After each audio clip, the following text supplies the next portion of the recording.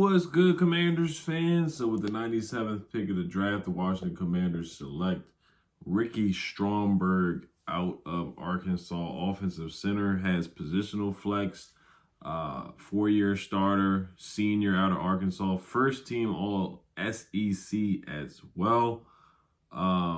Pretty darn athletic. Started 33 games at center, 9 at right guard, and 2 at left guard at Arkansas. So provides positional flex, which is what Ron Rivera was looking for. Was the 4th highest rated center in the country with a score of 82.4 as well. 898 snaps in 2022, 0 sacks allowed, 0 quarterback hits allowed, 82.4 PFF grade as well. So in the RAS score, he ranked 26 out of 579 offensive centers from 1987 to 2023 with a 9.57 RAS score. So he is pretty athletic for his size and for a center. So I've heard nothing but good things about this guy out of Arkansas. 77.1 pass block grade, 83.7 run block grade, 84.8 in zone, and 61.1 in a gap grade as well. Was 218 on PFF's big board and 8th ranked center as well. So he had the 2nd highest athleticism score among interior offensive linemen in this year's class. So how does he fit on the roster? Of course, they already have Nick Gates and Chase Roullier. They may cut Chase Roullier. Like I said, I would cut Chase Roullier if it were up to me. I really would, because it's been 2 years that Chase Roullier has missed significant time. And honestly, we won games without him. I mean, we were able to win 8 games without Chase Roullier, basically. And the year before that, we won 7 games without Chase Roullier. We went on a 4-game winning streak without Chase Roullier. So 2 years in a row, we were able to be a functional team and be a competitive team without Chase Roullier. So in my opinion, I would cut Chase Roullier, because he just had, we gave Brandon Sheriff so much grief about not playing games, and nobody keeps that same energy really with Chase Roullier about missing so many games. So I would just cut Chase Roullier. And but the only thing is, Nick Gates had a really bad injury as well. And then last year, Nick Gates played like 11 games. So even Nick Gates is really not reliable either. So you kind of want to keep your depth. But at the same time, you can play Ricky Stromberg at both guard spots, because he played both guard spots. But the thing is, with the positional flex, it's good at times. But sometimes you want that player to play their natural position and get the best out of them. So Ricky Stromberg, you probably want to play him at center, but, you can plug and play him at left guard if you really need to. So that's the thing with Ricky Stromberg. He has that positional flex, but like I said, sometimes you just want to play that player to their best strength at playing. So you don't want to force them to play left guard if they're better suited to play center. If you get what I'm saying. So yeah, we'll look at his scouting report on NFL Draft right now. So his strengths are makes calls up front with great awareness. Like you saw last year, we had struggled with guys snapping the football when Chase Roullier got injured. It was like it was a really good player's brother, Nick Martin. He struggled to snap the football, while Schweitzer struggled playing center. Like, we just had a carousel at the center position last year. It was pretty darn bad. Strength, he plays with early leverage and leg drive moving forward. I saw some of the highlights. He is a mauler. He's pushing guys back, being very physical.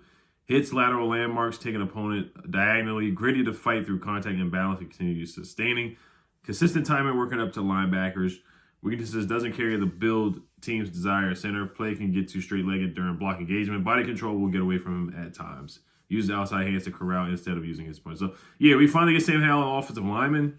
I do like the DBs that we did get. I do like Jartavius Martin. I do like Emmanuel Forbes, but we definitely needed an offensive lineman back, because his offensive line was not good last year at all.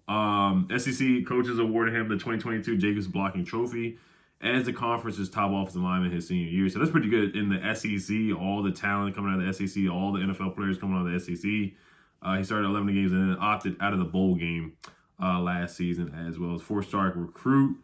Started the final 11 games of his true freshman season as well. So like I said, he started from his freshman season. So that's pretty darn good as well. So yeah, he had a round 4 projection. Once again, I mean, Ron Rivera, he's just going to pick guys where he's not going to go by the consensus draft board. So it is what it is on that.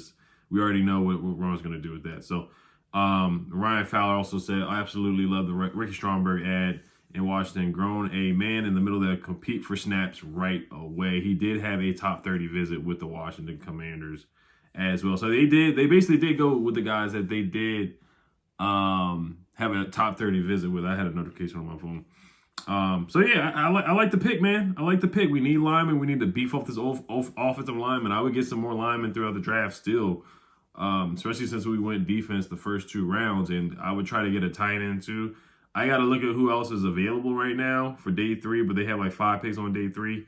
So it's going to be intriguing to see what they get. 6'3", 306 pounds, 33 and a half, 33 and a quarter inch arms, big hands as well, big fella out of Arkansas. So I'm intrigued to see how this guy plays. 32 and a half vertical jump, which is pretty darn good for a big guy like his size. Now, a lot of people are saying about Jartavius Martin, that draft pick too, that Kendall Fuller is a potential cut candidate. I would not cut Kendall Fuller. I would keep Kendall Fuller at this point because we need the depth. We saw the injuries the past 2 seasons at the cornerback position. You just need talent, especially, like I said, the NFC East, the wide receivers, you need depth because the Cowboys have a good receiving trio, and the Eagles have a good duo with Devontae and A.J. Brown. And the Giants they're getting better. They got Jalen Hyatt. They drafted him out of Tennessee. I think that was a good draft pick. They can't get any worse than what they were last year at the wide receiver position. But I would not cut Kendall Fuller. BSJ is outside, and then it looks like Emmanuel Forbes is going to be the outside corner as well. So it's like kind of like who's going to start? It's going to be Kendall, and then on the other side, Emmanuel Forbes. But I know they want Ben St. Juste to start, but once again, Ben St. Juste is just not reliable. He hasn't played a 16-game season yet, or even a 17-game season yet. He has missed significant time as well. And then Jartavius Martin is definitely going to be your nickel slot corner for sure. So I would keep Kendall Fuller up to me. And it's a contract year for him, so I could see him not being re-signed. And then your starter would be Emmanuel, and then BSJ, and then Jartavius Martin at the nickel position. So, all right, you guys, I'm going to get some sleep, man, because tomorrow's going to be a long day. Should be a lot of fun. The Warriors just lost, so it's going to be Game 7. That's intriguing to me. So, Giannis's answer about losing and the season being a failure, yes, it was a failure. I'm just talking about basketball real quick. It was a failure. That's what I'm going to say on that. All right, y'all. Hello, Commanders. See you guys tomorrow. Hopefully it does not rain at the National Harbor for the draft party. Peace.